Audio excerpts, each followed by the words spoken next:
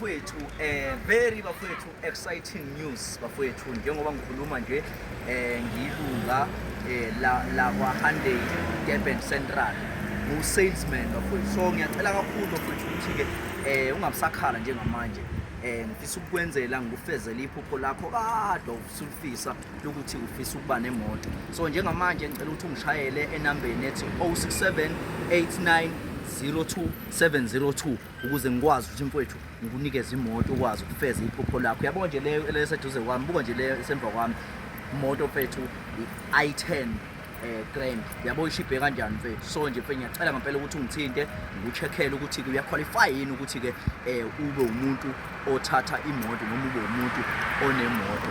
Ela mfethu ukuthi ungishayele abe inkinga ngoba bona man end bafethu owala ngicela bonke abantu abafuna imoto bhala nje bafethu ku WhatsApp usho ukuthi car bese uyasho ukuthi uba igama lakho ufuna imoto nikunikeze ngikucheckele ukuthi uyaqualify yini mfethu. Please bafethu ngithi woza uzothatha imoto mangabe umuntu ohola 8,500 ngicela bafethu usondele kumina uzoxoxa nami ukwazi ukukhiphela imoto. Yabo nje lo this is i10 Hyundai i10. Yabona ukuthi uHyundai mfethu ukuthi ukwazi kanjani ukucabangela abantu. So ngiyafisa kakhulu ukuthi lo nyaka ekho umuntu ongekeza azabe nayo imoto. Ngicela bafethu ukuthi sisenze amabhizinisi njengobona nje la ngemuva kwami. Buka la ngemuva woza buka la ngemuva, buka la this is iSuzuki. Yayizwa lo nto leyo. Le moto ngayithenga uthathe ngayitafu ngayithenga uparishe la 7 seat. Hayi bafana ngila bafana 7 seat. Hayi ngiyabonga bye. Njengoba ngishilo bafethu ngicizelele ivangeli lokuthi zenzele extra cash ukuze unciphise inkinga. Uba bafethu uba umuntu ka Uber nje ngicela uzothatha le moto leyo uthini usale khona ukwazi ukwehlisa inkinga. Bye.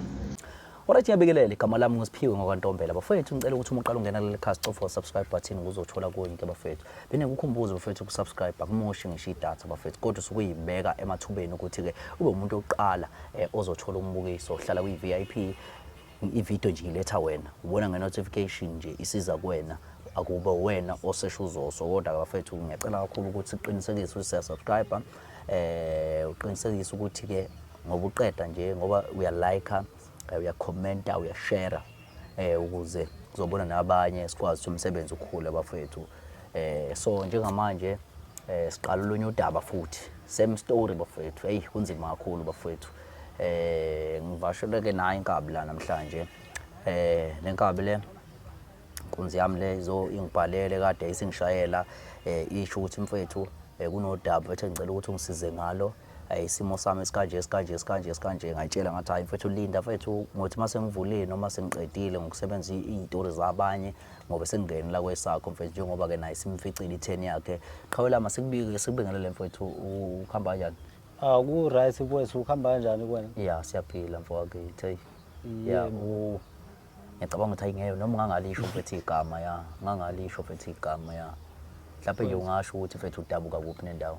Oh mina kahle mfethu ngidabuka endaweni yase Hammersdale. Oh yeah Hammersdale. La ngako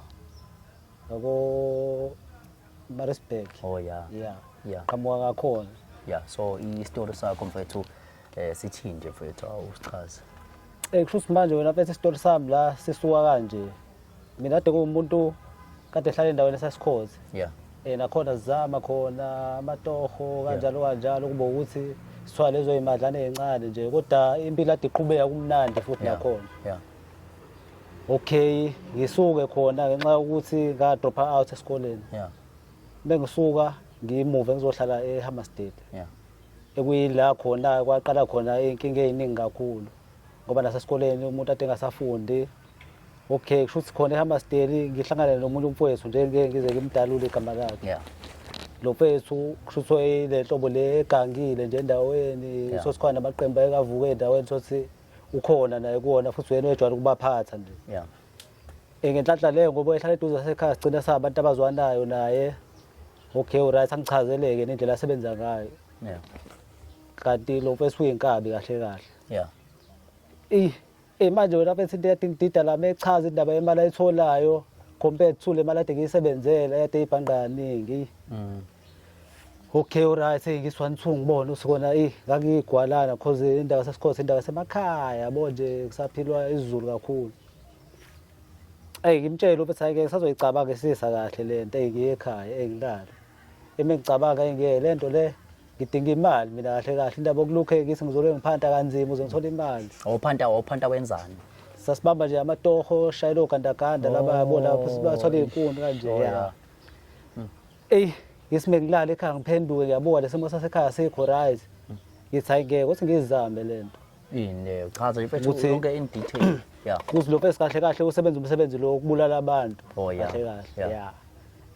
Ngithi hayi ngeke ngizoyizama nami nginaso isibindi kuyindoda phela yabo ngakhula ngishaya nenduku futhi. Awuphinde uyiqhathanise mhlawumbe nemali oyithola then yena ke le ayethu uyayithola mhlawumbe ngokwenza umsebenzi wakhe yayiba kanjani sibuke nalokho.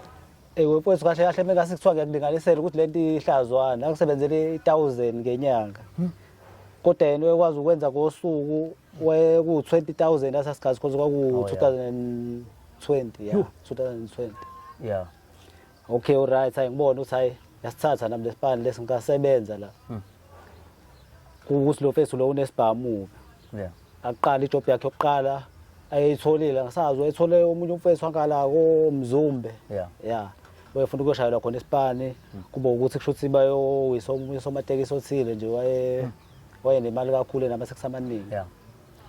Ngihamba athi okay namhlanje uzongiphelezela just ukuthi uyobona ukuthi isipani sishawa kanjani then you decide from there ukuthi uyasithatha lesipani. Ngiye noma ngisaba kona shaya uvala ngiye khona. Hayi mengifika futhi kamnandi yasenza isipani acuthe okay right yaphumelele kahle sibaleke sihambe futhi sibuye. Ngitshela kuleyo mali mhlawumbe kwaku 20000 wanginika mhlawumbe 200 ukusade ngikhona ngibukela kuphela. Kodwa mina mengizenzela ngizoyithatha yonke imali 20000. Manje mina into yanguka la ngabotha lento ilula nje futhi manje kuphela ngisho 10 minutes ya le mali siyangena ade ngithola mina encane futhi ngesikhathi eside. Ayifike ke itheni yami kuba ukuthi vele umsebenzi wakho omningi yena because wenkabe edumile yaziwayo thothi nje ilist yabantu bakhona bafuna ukuthi benzelwe lo msebenzi lo. Hayi kuba ukuthi hayi test yami yokuqala ke okay banginika isibhamu because isibhamu nasangikwazi ukudubula ngaso. Bangineza isibhamu okay kusikhona umuntu ofuna ukuyosusa. Ngicathi lo muntu kwaku tech shop cabe banga indaba zama tech shop kanje. Hayi okay alright hayisambe. Mesifika khona kuba ukuthi okay alright lo muntu kanjani badayisa noma yabamba tech shop nje badayisa babanga ukuthi basendaweni eyodwa lapha yabo lo muntu ufuna ukuyisa lo muntu ukuze kwazi ukuthengwa kuyena. Hayi ngempela masifika la wena uhamba nobani? Sikhamba naye umfethu manje kodwa yena uzosala then mina kufanele ngenze imisebenzi ngale ndlela lengibona ukuthi yena enza ngayo.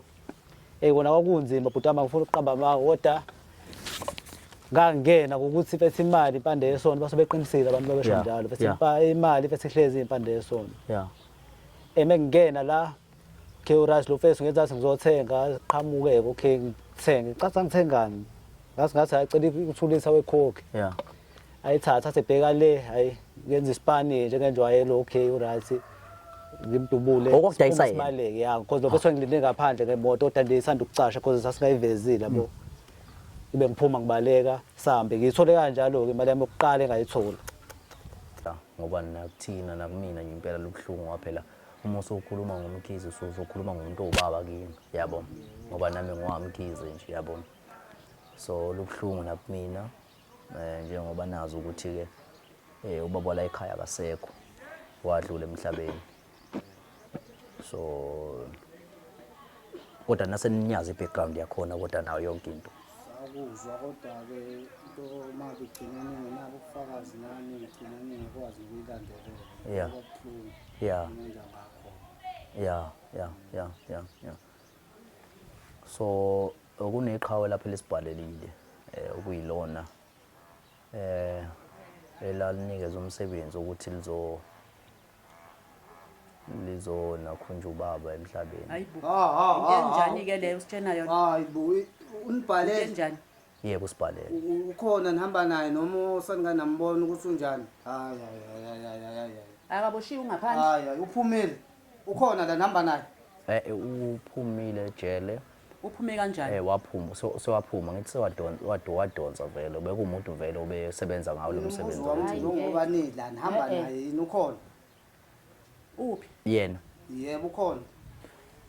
yena usibhalelile nje Ngavele ngezwa ngabe ngeke aze amvuze naliloya incwaba naliloya asiloyanga uNkulunkulu nje siyayikholela isilwa naye usilwelayo kushuthi ayikho into mana wenzani mana mfethu mana mfethu mana